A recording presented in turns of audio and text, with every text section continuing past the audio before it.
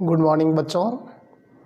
आज हम हमारी कक्षा नवम का अध्याय है प्रेमचंद के फटे जूते, और इस निबंध को लिखा है हिंदी साहित्य के मूर्धन्य विद्वान, जो श्रेष्ठ व्यंग्यकार, हिंदी में जो पहले हल्का फुल्का मनोरंजन हुआ करता था, उस मनोरंजन के स्थान पर व्यंग्य को एक महत्वपूर्ण विधा देने वाले हरिशंकर परसाई इस पाठ के लेखक हैं।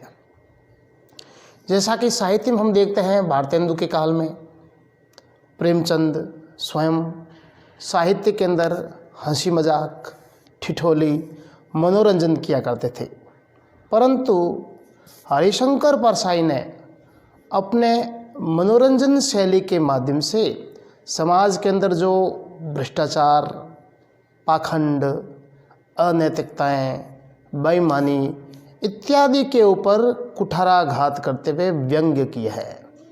व्यंग्य से अभिप्राय है, सामान्य शब्दों में अगर हम बात करें तो व्यंग्य का अर्थ है उस बात को इस प्रकार से व्यक्त करना, किसी बुरी बात को इस प्रकार से व्यक्त कर देना जिससे सामने वाला है वो समझ जाए और उसको थोड़ी सी ग्लानि भी हो। यह होता है व्यंग्य।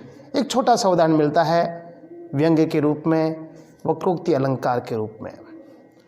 बहुत लौकिक काल की, या हम कह सकते हैं वैदिक काल की बात, जब पार्वती और लक्ष्मी जी आमने सामने ठिठोली कर रही थी, बातें कर रही थी, तो लक्ष्मी जी पूछती है पार्वती से, भिक्षुक गो कित को गिरजे, हे गिरजा तुम्हारा जो पति भिक्षुक है कहाँ गया है। भिक्षुक मतलब भगवान शंकर को भिखारी के रूप में बताया, कहा कि भिक्षुक गो कित को गिरजे, कि तुम्हारा जो पति जो भिखारियों की तरह रहता है वो कहाँ गया है।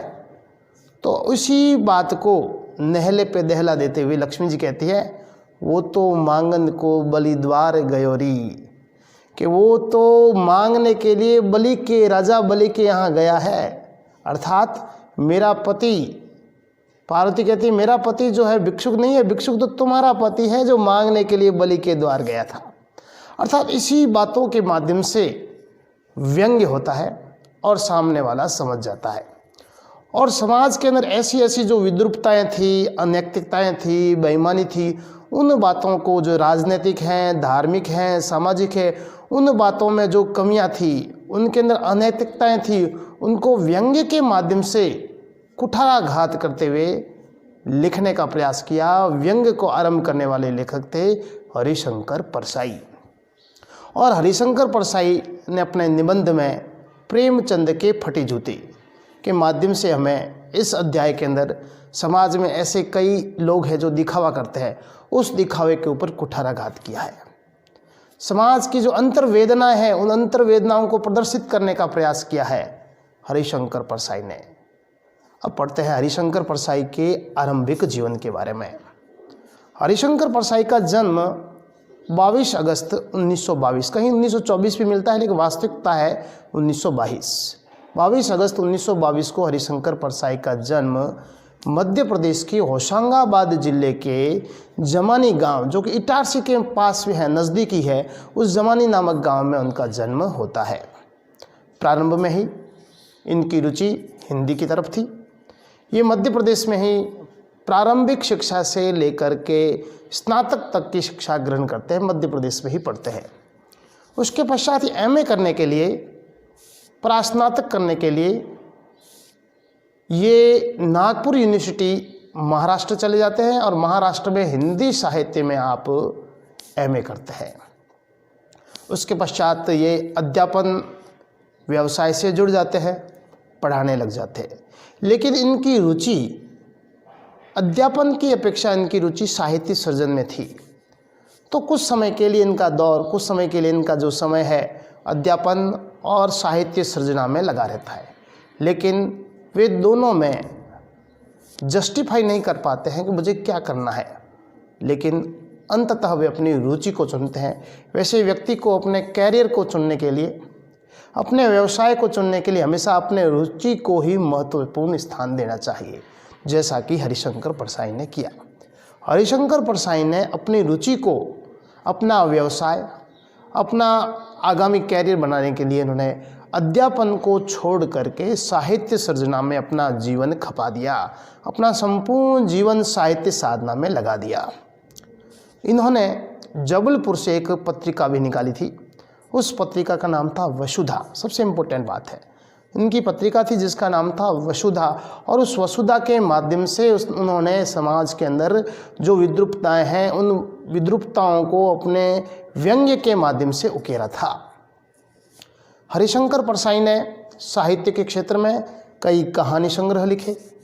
ये सभी कहानी हैं, ये सभी विधाएं आती है, अनेक विधाओं में अपनी उच्च कोटि का पांडित्य प्रदर्शित किया हरिशंकर परसाई ने। इन्होंने विभिन्न कहानी संग्रह लिखे, उपन्यास रानी केतकी की कहानी, तट की खोज, इस प्रकार से इन्होंने उपन्यास भी लिखे। इनको सबसे अधिक जो प्रसिद्धि मिली वो निबंध संग्रह में थी, और वो निबंध थे व्यंग्य के ऊपर आधारित। इनका एक संस्मरण भी आता है तिरछी रेखाएं करके, और इनकी एक जो कृति थी, या ऐसा कह सकते हैं इनका एक निबंध था जिसका नाम था विकलांग श्रद्धा का दौर। इस विकलांग श्रद्धा के दौर पे आपको हिंदी साहित्य अकादमी का, हमारी जो साहित्य अकादमी है उसका पुरस्कार मिला था हिंदी भाषा में।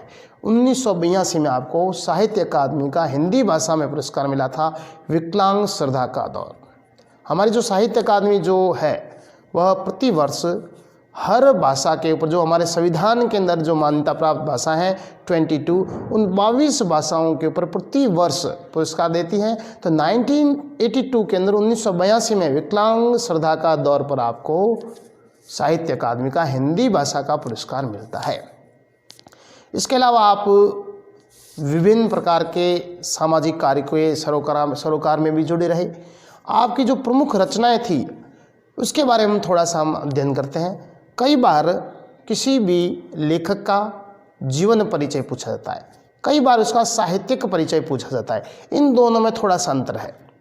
साहित्यिक परिचय की जब बात हो तो साहित्यिक परिचय में उनका सामान्य जीवन परिचय देख करके साथ में उनके साहित्य की जो कृतित्व है उनके बारे में बताना, और जब जीवनी की बात करें तो दोनों चीज़ें इसमें विस्तृत रूप से अपने को व्यक्त करनी होती है।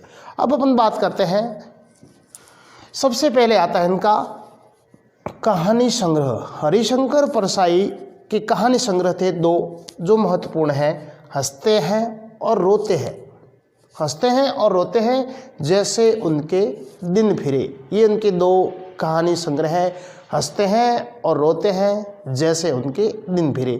हंसता हुआ रोता हुआ व्यक्ति है, उसके दिन फिर जाते हैं। तो कहानी संग्रह हम याद कर सकते हैं, हंसते हैं रोते हैं जैसे उनके दिन फिरे, ये उनके दो कहानी संग्रह हैं। उसके पश्चात आते हैं उनकी दो उपन्यास, रानी नागफनी की कहानी और तट की खोज। रानी नागफनी जो है वो तो तट की खोज करती हुई चलती है। तो रानी नागफनी की कहानी, पीछे कहानी, इसका अर्थ यह नहीं कहानी संग्रह है। रानी नागफनी की कहानी और तट की खोज, ये इनका है दो उपन्यास। उसके पश्चात आता है निबंध। निबंध के अंदर सबसे अधिक इनको ख्याति मिली थी। पहला निबंध है तब की बात और थी। तब की बात और थी, शिकायत मुझे भी है। तब की बात और थी इसलिए शिकायत मुझे भी है। क्या बेईमानी की परत। तब की बात और थी, शिकायत मुझे भी है, क्योंकि बेईमानी की परत जुड़ी हुई थी। तब की बात और थी, शिकायत मुझे भी है, बेईमानी की परत। और बेईमानी की परत को दूर करने के लिए सदाचार का ताबीज़ पहना। और सदाचार का ताबीज़ किस लिए पहनते हैं? भूत के पाँव पीछे, भूत के पाँव पीछे, और इस प्रकार से। और अंत में ये इनके हो गए निबंध संग्रह।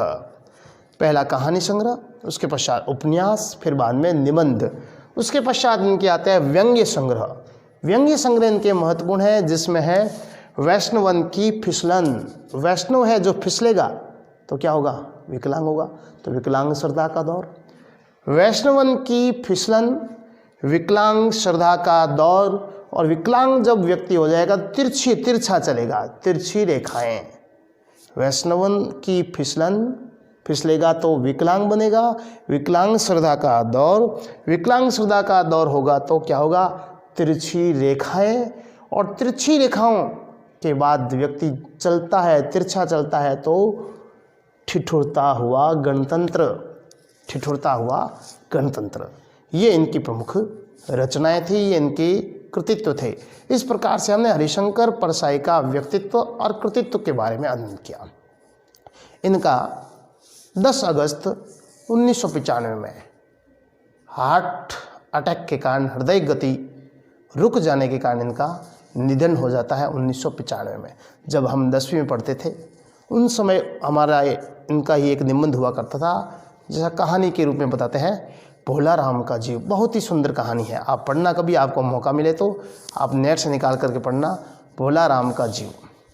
वो भोला राम का जीव हम 10वीं में पढ़ रहे थे, उसी दरमियान जैसे हमारा पाठ चल ही रहा था तो एक दिन, अगले ही दिन अखबार में आया हरिशंकर परसाई जी का निधन हो गया। तो मुझे याद आया कि भाई ये हरिशंकर परसाई जी का जो अध्याय चल रहा है वो अभी तक जिंदा है। फिर दूसरे दिन हमने सर से पूछा कि सर अपने हरिशंकर परसाई है क्या? उन्होंने कहा हाँ, कल ही उनकी मृत्यु हुई है, निधन हुआ है।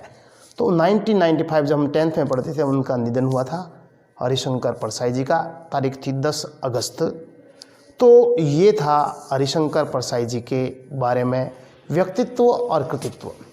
अब इनका जो अध्याय है प्रेमचंद के फटे जूते, किस प्रकार से ये प्रेमचंद के माध्यम से जो लोग बाहरी दिखावा करते हैं, ऊपरी दिखावा करते हैं, समाज के अंदर ऐसे लोग जो स्वयं को बहुत कुछ बढ़ चढ़ करके बताने के लिए अपने तामझाम, अपने वेशभूषा, अपनी पोशाक इत्यादि पे बहुत अधिक रूप में व्यय करते हैं, लेकिन इस अध्याय के माध्यम से प्रेमचंद का जो सादा जीवन है उस सादा जीवन को उकेरने का प्रयास किया है हरिशंकर परसाई जी ने। अगले वीडियो में, हो सकता है कल लाइव में, हम यह पाठ पढ़ेंगे प्रेमचंद के फटे जूते। तो इस अध्याय का जो पाठ परिचय है या लेखक परिचय है इसको आप अपनी कॉपी में अवश्य उतार लेना। थैंक यू, धन्यवाद।